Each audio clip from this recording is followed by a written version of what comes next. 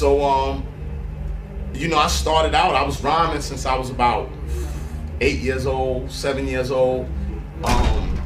My aunt was an MC, and she used to have to babysit me. So, my aunt was an MC, she used to have to babysit me. So, I was like, she was the MC. I was her little bitch, to tell you the truth. You know what I mean? She would smack me up. She was tough. She was a gangster in the hood. You know? And I saw some kids, they had moved from the Bronx into our neighborhood. Because, you know, I had heard about rhyming. I heard the Sugar Hill Gang record and all of that. But I never actually saw, we had parties at my grandmother's house all the time.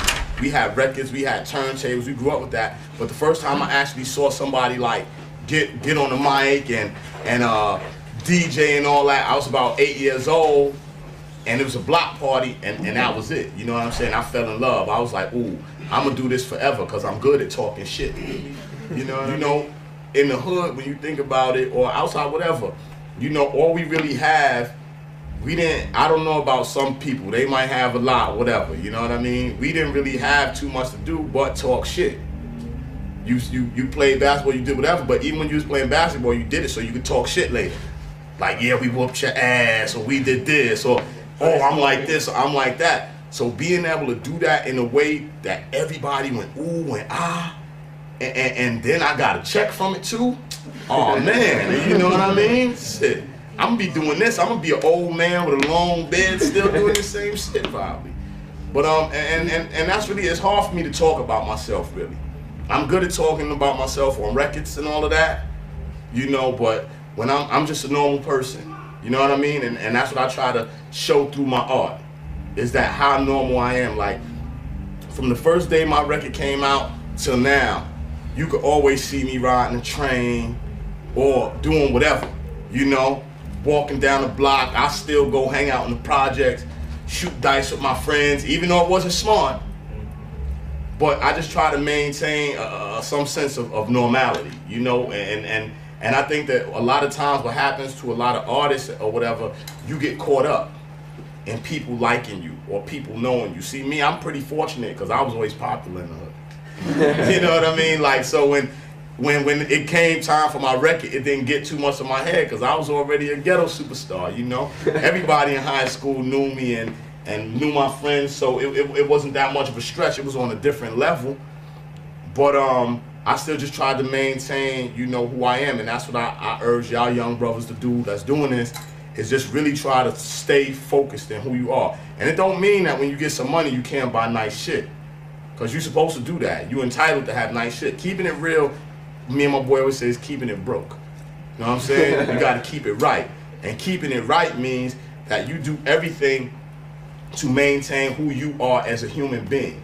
See, because as long as you're doing what you're doing for you and you know what's right within yourself, fuck what everybody else say. It's people who might call you a sellout, might call you this, might call you that, but I'm going to tell you, man, pay your bills. You know what I mean? Do what you have to do to keep you and your family on top. Because at the end of the day, people are gonna always criticize what you're doing. You gotta have the shit like we have today with the cars and the bitches and all that. And because when you think about it, I mean, hip hop always had that element. Always. Big Daddy Kane was a straight ladies man. You know, G-Rap was a gangster. But then we had different types of things as well. It just wasn't all one music. You had 20, 30 different MCs and they were all different because nobody wanted to be the same or sound the same. Then you had balance. And then at the same time too, I think we were going through more where everybody can switch up their Nikes every single day and wait for the new flavor, this one or that one. So, you know, everybody still had a sense of who they were. Everybody didn't have a color TV in their house and cable and $100 jeans or whatever it is like it is now. So people still knew, all right, well, I'm a black man, or I'm Puerto Rican, or I'm this, or I'm that. You know what I mean? And that's me. Excuse me, people. I'm gonna shut that down.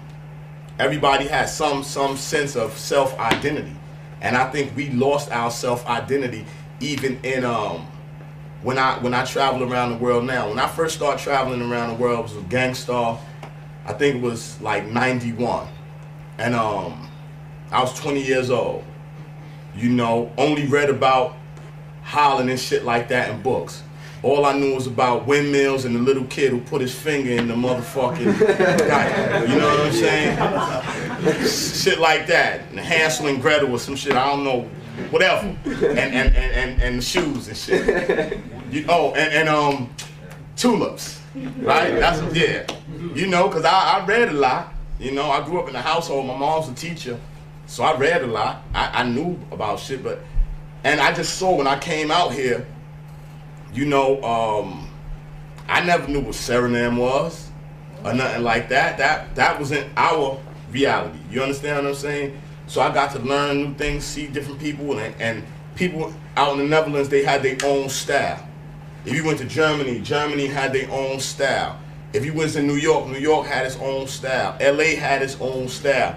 Now with the way television and the media and the internet, we've become a homogenized culture where everybody looks exactly the same. Yeah. It's like they turned us into clones, and that's why the first thing they do is turn us into clones. That's why we don't have any identity or individuality.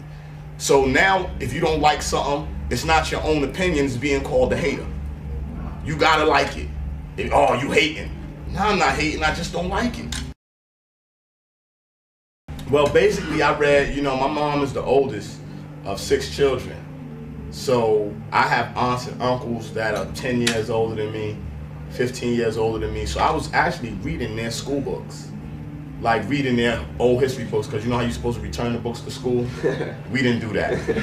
That became part of the personal library in the house. You know? So I just read a lot of textbooks, and I used to like a lot of fantasy stuff, like dragons and shit like that, and Conan, and I was a nerd. But yeah, so it was basically like history, science, mathematics, origami. I was folding paper and shit like that.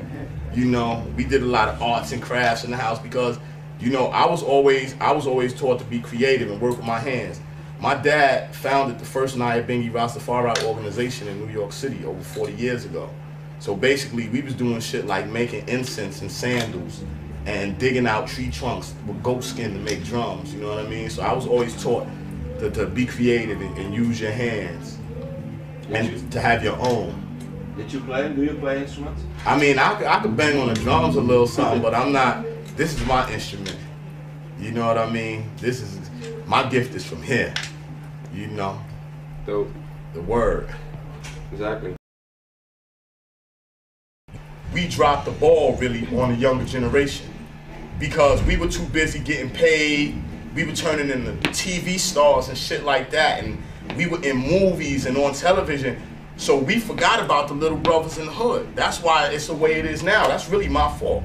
I tried to teach them through my records, but the personal touch wasn't there. When we was in the hood, the older brothers, 5%ers, all them, they used to stop us when we was doing certain things. Even if it was some shit like, they'd see us doing something, they'd be like, yo, God, what you doing? Like, how you feel about that? Questioning us about things.